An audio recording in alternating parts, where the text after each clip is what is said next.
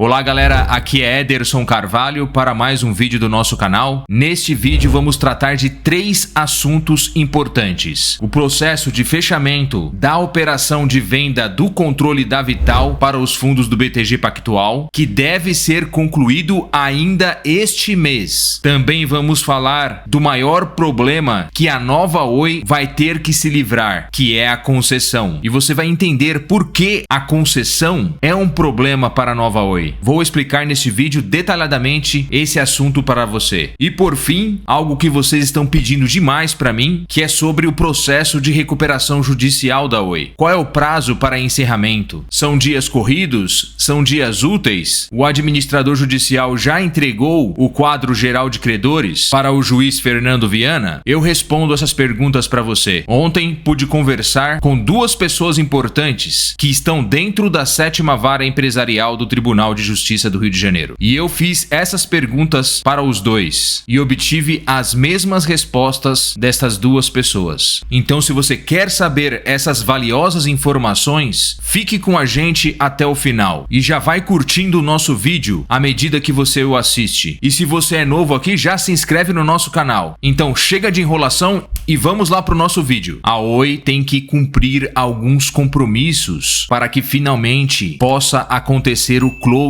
da operação de venda do controle da Vital para os fundos do BTG Pactual. Esses compromissos são algumas exigências que a Anatel fez, nada muito complicado, mas pediu para que a Oi pudesse entregar algumas documentações, atas de assembleias e outros registros que estão de posse da Oi. Então a expectativa é que isso acontecesse com uma certa rapidez, mas o que nós vimos foi algo extraordinário, uma vez que na quarta-feira, dia 11 de maio de 2022, quando saiu esse comunicado no Diário Oficial da União, com essas determinações da Anatel, a Oi tratou logo de matar esse assunto e já no dia seguinte, na quinta-feira, dia 12 de maio de 2022, a Oi já foi lá rapidamente e entregou tudo o que a Anatel estava exigindo. E com isso, galera, abre-se a possibilidade real da companhia conseguir concluir esse processo de transferência do controle da Vital ainda neste mês, que termina nesta próxima terça-feira. Então, se isso acontecer, a companhia finalmente conseguirá concluir todo o desinvestimento dos ativos que ela se propôs a desinvestir pouco antes até do prazo adicional para o encerramento da recuperação judicial. Então, a companhia está pisando literalmente no acelerador para concluir logo esse processo. E nesta semana, mais uma etapa foi concluída. Dessa vez, a Anatel aprovou a permissão para a transferência da Brasil Telecom Comunicação Multimídia para a Globenet. Para aqueles que ainda não sabem, a Brasil Telecom Comunicação Multimídia é a razão social da Vital hoje. Então, a Anatel deu esse sinal verde a mais uma etapa avançada rumo ao closing da operação de transferência do controle da Vital para os fundos do BTG Pactual. Então, o controle da Brasil Telecom Comunicação Multimídia passou para a Globenet Cabos Submarinos. Então, esta operação está sendo realizada em etapas que envolvem reorganização societária intragrupo e aquisição de controle e incorporação. Nesta etapa, que foi concluída esta semana, o condicionamento é a eliminação da sobreposição das outorgas para a prestação do serviço de telefonia fixa detidas pela Globenet e Oi, no prazo de 18 meses. O ato assinado pela Anatel ainda determina que a Brasil Telecom Comunicação Multimídia apresente no prazo de 6 meses o inventário de bens da Globenet levantados para fins de incorporação com a indicação dos bens reversíveis caso existam. E a empresa ainda terá que informar caso algum bem da Globenet se torne reversível a comprovação da inexistência de oneração, mediante declaração ou a apresentação do devido pedido de substituição perante a Superintendência de Controle de Obrigações. O descumprimento dessas determinações pode revogar a anuência para a operação societária. Lembrando que na semana retrasada, o Conselho Diretor da Anatel publicou a autorização para que a Globenet promova uma reestruturação societária interna, com a substituição dos veículos de investimento do Banco BTG em seu quadro de acionistas, movimento também que antecede o closing da operação de venda do controle da Vital para os fundos geridos pelo BTG. Na introdução desse vídeo eu disse que o grande problema que a nova Oi teria que se livrar seria a concessão. Mas por que a concessão de telefonia fixa é um problema para a Oi? É um problema porque ela tem que manter a planta de telefonia fixa para poder atender às obrigações que a concessão traz. E a concessão traz uma série de obrigações. Primeiro, ela tem que estar presente em todo o Brasil, em todos os municípios brasileiros, em todas as localidades brasileiras. Depois, ela precisa dar atendimento para esta população, quando demandada, em período muito curto. Então, em uma semana, a Oi tem que instalar um telefone se alguém pedir. Você tem todas as obrigações acessórias, por exemplo, manter unidades de telefones públicos, manter a possibilidade de que esses telefones públicos façam ligações, inclusive internacionais, façam e recebam ligações internacionais. A Oi precisa manter determinados indicadores de qualidade de telefonia fixa, ela precisa manter uma cesta de tarifas mais ou menos congelada, então tem uma série de problemas aí da Oi ser concessionária, e é o que ela está querendo se livrar há muito tempo, simplesmente porque as pessoas não falam mais ao telefone fixo. As pessoas substituíram o telefone fixo pela internet e pelos telefones móveis. E aí, já de muito tempo, a Oi alega que a concessão de telefonia fixa é absolutamente insustentável. Então, o que a Oi quer? Ela quer passar isso para autorização, para poder prestar esse serviço de telefonia fixa de uma maneira mais flexível. Então, ela vai colocar esse serviço disponível nas cidades em que ela achar que tenha alguma atratividade, pelo menos nas regiões em que ela julga que tenha um pouco mais de atratividade, e pode se desfazer de toda essa estrutura para manter essa planta em operação. É uma planta que tem que deixar bem claro aqui para vocês que telefonia fixa é autoenergizada. Então, é uma planta que tem que manter, tem um consumo de energia permanente para aquilo acontecer. Se você tira o telefone do gancho, ele vai ter que estar funcionando em qualquer circunstância. Ela tem que manter as centrais telefônicas, equipes de manutenção, enfim, não é simples você manter uma planta de telefonia fixa quando pouca gente hoje utiliza esse tipo de serviço. A maior prova é que as concessionárias foram ultrapassadas pelas autorizadas na oferta de telefonia fixa já há algum tempo. E, obviamente, mesmo para as autorizadas, já não é um serviço interessante. Também tem caído a base de acesso das autorizadas. Então, é um serviço que de muito já se fala que é um serviço moribundo. Mas, para Oi, qual é o problema para se livrar da concessão? Ela precisa passar por um processo de ou ela devolve a concessão para a União, mas aí você vai ter uma briga, que não é uma briga simples de ser enfrentada, ou ela aguarda chegar em 2025 e devolve essa concessão para o governo. O que também não é uma coisa simples, porque daí você vai ter que fazer um encontro de contas e você vai ter que transferir para o governo uma série de ativos para que o governo possa prestar esse serviço, que também não vai ser um processo simples. Ou você migra essas concessões para autorizações, ou seja, aquilo que foi autorizado pela legislação de 2019, lei número 13.879 de 2019, a lei do novo modelo de telecomunicações, que estabeleceu a possibilidade de você fazer uma migração com a reversão dos benefícios dessa migração para compromissos de banda larga e com compromissos também de se manter o serviço. Mesmo essa migração vai ser bem complicada. Primeiro, compromissos de atendimento de banda larga deveriam estar vinculados de alguma maneira a um ganho que a Oi tem. E no momento atual, essa migração de concessão para autorização não traz ganho nenhum, só estanca a sangria. Então a Oi não vai ter nenhum benefício em tese, não vai ter nenhum benefício futuro. vai simplesmente parar de sangrar. O segundo ponto é que para você fazer esse encontro de contas, a Oi e a Anatel travam hoje um processo arbitral de disputa. Então existe uma arbitragem que foi provocada pela Oi. As outras concessionárias também estão fazendo a mesma coisa, mas existe esse processo de arbitragem, que é um processo estimado. Eu escutei alguns números no mercado, ninguém fala abertamente sobre isso, mas é um processo estimado em mais de 25 bilhões de reais que estão na mesa, em que as concessionárias Telefônica Vivo, Oi, Algar, Sercontel e a própria Claro, porque ela também tem concessão da Embratel para a telefonia de longa distância, questionam uma série de decisões que foram tomadas pelo regulador ao longo desses anos e que teriam causado desequilíbrio econômico-financeiro na concessão. Por exemplo, índices de reajuste, atrasos na concessão de reajustes, variações de produtividade que foram transferidas para a tarifa, enfim, uma série de pontos que elas alegam que causaram esse desequilíbrio econômico-financeiro. É uma conta de pelo menos 25 bilhões de reais que estão sendo discutido e que pode ser que a arbitragem decida que as concessionárias de telefonia fixa têm razão nesse pleito e a União vai ter que indenizá-las por essas perdas aí. Então existe essa disputa e aí fica muito difícil você fazer a transição entre o modelo de concessão e autorização quando você tem essa arbitragem e quando você tem esses questionamentos que estão colocados aí na mesa pelas operadoras com relação à sustentabilidade dos serviços, a necessidade de migrar e o prazo se esgotando. Lembrando que a concessão dura até 2025. Então, a cada dia que passa, mais perto estamos do final da concessão. A Oi tem uma esperança, a expectativa de que, independente da discussão de valores, independente de quanto a arbitragem vai decidir que o governo deve para a Oi ou que a Oi deve para o governo, mais provável que o governo deve para a Oi, pois parece muito claro que o pleito das operadoras está muito bem fundamentado, mas enfim, é uma arbitragem que ainda vai ser decidida. Mas independente disso, havendo reconhecimento de que houve falhas no processo regulatório no segmento de telefonia fixa, o que a Oi espera é que a Anatel possa aliviar a concessão para torná-la sustentável novamente, pelo menos até o final do prazo desta concessão. Então, o que isso significa? Significa tirar uma série de obrigações, como a obrigação da universalização, que é complicada de tirar, pois não tem a necessidade de você manter o serviço em todos os lugares do Brasil, com os mesmos parâmetros de qualidade de atendimento. Então, teria que se fazer ou uma redução na exigência de universalização ou que o serviço possa ser prestado em outras condições. E isso caberia à Anatel fazer. A legislação pede que no caso de concessões insustentáveis haja esse ajuste. E aí a expectativa da Oi é que, independente de você ter o julgamento do valor ali na arbitragem, de quanto que a Oi tem a receber da União ou tem a pagar para a União por conta dessa concessão, pelo menos esse alívio na carga regulatória seja proporcional. Mas é muito complexo essa discussão. Não é uma discussão simples. A Anatel hoje está com uma consultoria que está fazendo algumas contas para tentar entender quanto é que vale essa migração da concessão para a autorização. A Oi tem a conta da cabeça dela, você tem todo o problema dos bens reversíveis, que são aqueles bens necessários para a continuidade, para a prestação de serviço de telefonia fixa, exigidos por lei também. Então, esse aqui é o grande problema que a Oi vai ter até 2025 para resolver. Ela já conseguiu se desfazer dos seus principais ativos, ela conseguiu se capitalizar com isso, ou pelo menos reduzir o seu endividamento. Ela tem a perspectiva de se tornar uma operadora digital. Claro que ainda ela vai ter que provar isso para o mercado, se isso realmente é viável por meio de resultados dos próximos balanços. A companhia é uma operadora muito menor hoje do que ela era, embora uma operadora de 10 bilhões de reais por ano, e não mais uma operadora de 18, 19 bilhões de reais por ano como ela era. E vai ser uma operadora que vai